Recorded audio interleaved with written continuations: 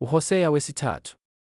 UJehova wathi kimi, hamba futhi umthande owesifazane othandwa ngumngane wakhe, eyisiphingikazi, njengalokhu uJehova ethanda abantwana bakwa-Israyeli, noma bephendukela kwabanye onkulunkulu, bethanda izigaxa zezithelo zomvini ezomileyo.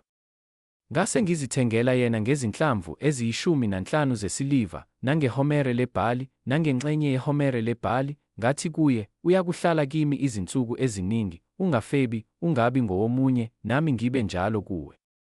Ngokuba izinsuku eziningi abantwana bakwa-Israyeli bayakuhlala bengenankosi, bengenasikhulu, bengenamhlatshelo, bengenansika, bengenangubo yamahlombe namatherafi, ngasemuva abantwana bakwa-Israyeli bayakubuya, bamfune uJehova uNkulunkulu wabo noDavide inkosi yabo, babuyele kuJehova benovalo nakukho okuhle kwakhe ngezinsuku ezizayo.